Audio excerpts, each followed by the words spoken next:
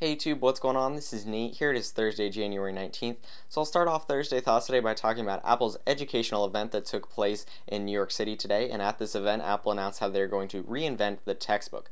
So Apple's opened up a new section in the iBook store that has been specifically dedicated for these new textbooks. I think there's about 8 available currently right now. And you'll be able to get your hands on these new textbooks with Apple's new version of iBooks. This is version 2.0. It's a free update that you can download from the App Store today for all of your devices.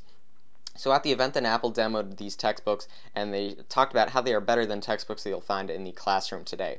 So these textbooks for the student are going to be a lot more interactive. They've got graphics, pictures, and videos that have been embedded in the textbook itself that makes learning a much more interesting experience.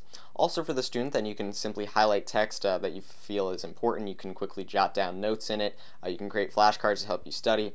Let's say you're using a math textbook, you're doing some practice problems and you want to check your answer. Instead of having to flip all the way to the back of the book, you'll be able to check your answer right then and there using the digital textbook. Also then, let's say you're searching for a term, you're not sure which page or section or chapter it appeared on. You can use the search bar that's been built into the textbook, and it will show you all the pages that that term appears on. So it makes things a lot easier for the student. Also then, from a school standpoint, these textbooks are about $14.99 to purchase, so it's a lot cheaper than having to pay $60, $100 or whatever it costs for textbooks these days. And so it's going to save schools money. And also, the students are always going to have the latest and most updated information. So if publishers want to update the information in the textbook, they can by simply sending out an update over iBooks, because textbooks today become outdated very quickly, and schools are constantly having to purchase new textbooks every so often to make sure the students are being taught the latest information. So for these new textbooks then, they can be written by using a new application that Apple's launched in the Mac App Store for free today. It's called iBooks Author. So pretty much anyone out there who owns a Mac can create a textbook that can be sold on the iBooks Store. That's pretty cool, and I will have a video demoing that application in the next couple of days.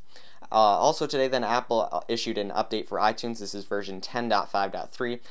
That will allow you to sync the textbooks that you've purchased from iBooks then with your iTunes on the computer. This week, AT&T announced new data plans for smartphones and tablets running on their network.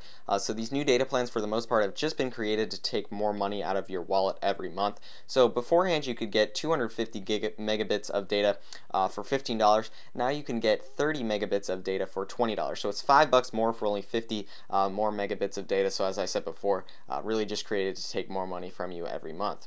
Now for the Data Pro plan, you could get 2 gigabits of data for $25. Now they're going to charge you $30 for 3 gigabits of data. So you are getting another gigabit, which is a good value. But as AT&T said in a previous statement, 98% of their users use less than 2 gigabits of data per month. So if nobody's going to use it, they're really just trying to get $5 more out of you every month. And then they also introduced a new plan that is 5 gigabits for $50 per month.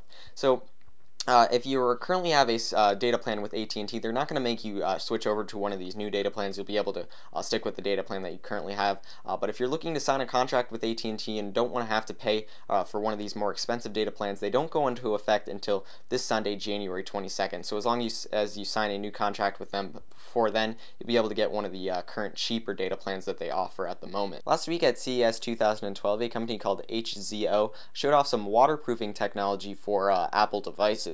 So basically, they waterproof the components on the inside of the device, and they at CES they were showing off how they could dunk certain devices like the iPod Touch in a fish tank, and the device continued to operate normally. Now, reports this week are suggesting that Apple was in talk with this company to integrate this technology in their upcoming mobile devices. I think this would be a good idea for Apple. I know that they don't cover water damage under their warranty, but by simply integrating the HZO technology, they could eliminate of the problem since accidents do happen. So I'll wrap up Thursday Thoughts today by talking about the current state of the iPhone 4S and the iPad 2 jailbreak. So this week, the iPhone dev team showed off a video of a jailbroken iPhone 4S, as well as a picture of an iPad 2. And in my opinion, I think we're going to see the jailbreak hit this Sunday. In the past, the iPhone dev team has released new jailbreaks on Sundays anyway, so I think there's a good chance that we will see it this weekend. If not, hopefully very soon, as they have announced some updates on Twitter this week saying they're very close to finishing.